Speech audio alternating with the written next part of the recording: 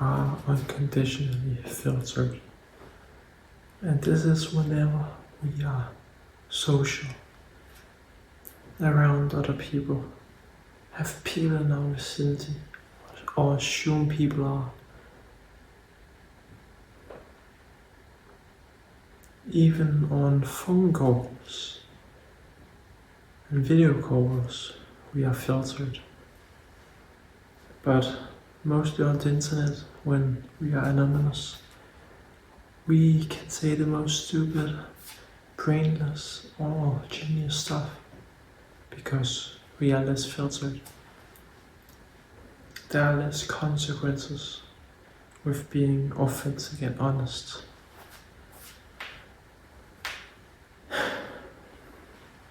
That is why you don't want to be authentic. You want to be filtered because that way you improve your chances of survival. You will not be kicked out of your tribe because you say some stupid stuff that make the tribe leader mad. Or you do something totally extraordinary or totally stupid. You just follow the other people. You do what they do because then you will go down as a group and you will still be inside a group. And being in a group, no matter how deep and terrible and sinful or hopeless they are, will always feel better than being alone. Because of these survival, natural instincts that we have, even though it has been a long time ago since we actually needed those instincts, because there are no wild animals anymore to hunt us down. We are the predators, the apex predators of the whole world. When we are alone, we can be filterless, we can be authentic, because no one is there to observe us, judge us, and determine something about us. We are totally free, as there are no eyes that can impact and affect our way of thinking. We can do as we want, how we think we should do things, which is how you are authentic in some way. You could also be so conditioned by society that even when you are alone, you still think like a pack animal and like society wants you to. But hopefully not. When we sit at home and are authentic and think about times, future events, past events, how you should have acted and behaved around other people, what you should have said to the bully, or you should have thanked the bus driver. You are thinking authentically there. You're thinking the way you should think.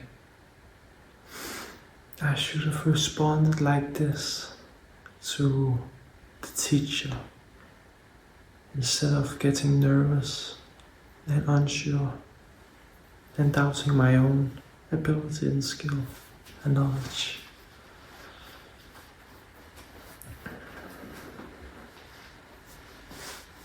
So even when you're alone and think of other people,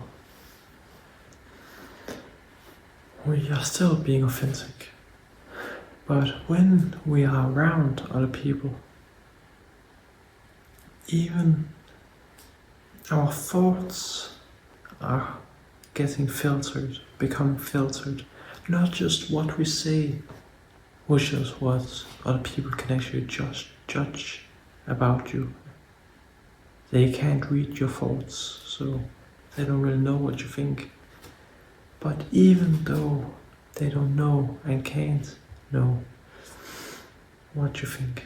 You still think in a filtered way when you are around other people. And this is bad. You will think the way you should act. You will not be authentic. Sure, sometimes being in a group can be beneficial when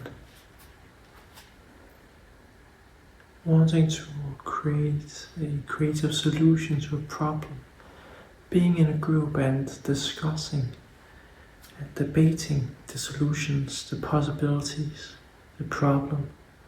You can stack upon each other's ideas and come up with a solution that otherwise would have been unthinkable.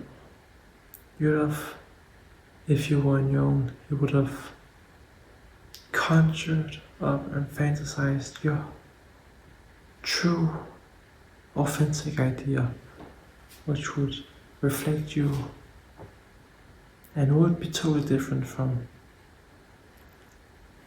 the community as a whole, or the group that you would build something in. Now, you can't really judge a solution created by one person and one by a group. Sure, you can do it pragmatically and by numbers and stats. But if it was a artwork or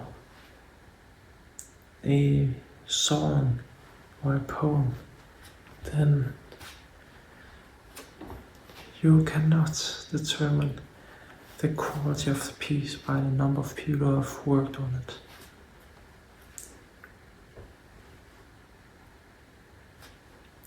When you work in a group, you come from all different perspectives and views and worldviews.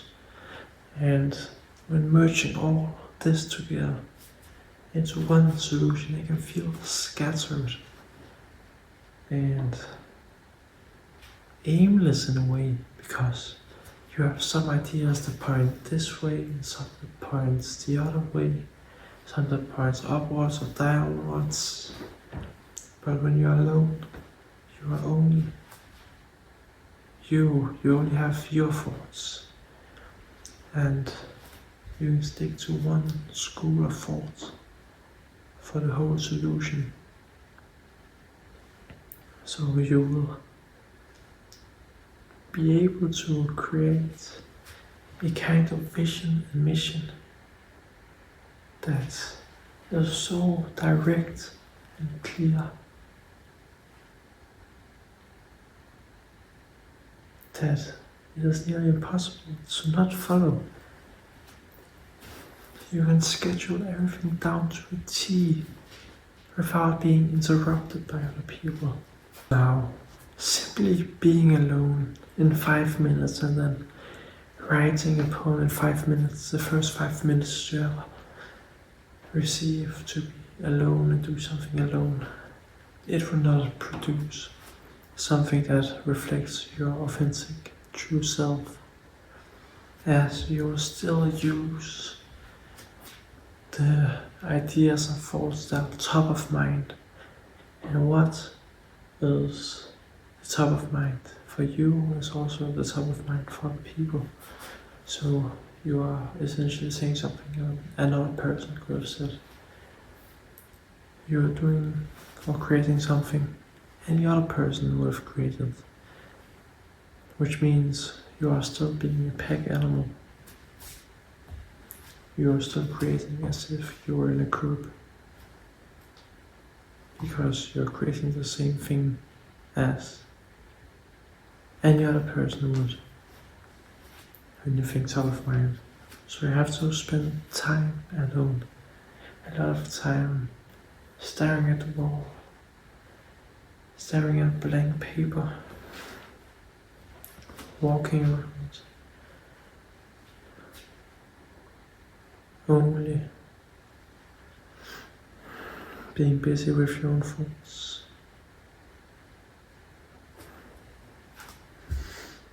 Let your mind filter unfilter all the experiences and ideas you have that you've never been able to unfilter and unravel because you've always been distracted and affected by other people's ideas and perspectives. And social media distractions, TV, advertisements. You've never gotten the time to actually think and get deep and become filterless, authentic. You have to do some of that stuff. People in the old age, they didn't have TV or social media. They only have their group, and sometimes they were alone, making some garments or doing some wood cutting or foraging or harvesting, hunting, walking. You had loads of time to be alone and think. I hope you take something from this video. It was a short video, as if you can call it that. Now I wish you a fantastic day and week and month and year and life. Have a fantastic day. Sincerely. Goodbye.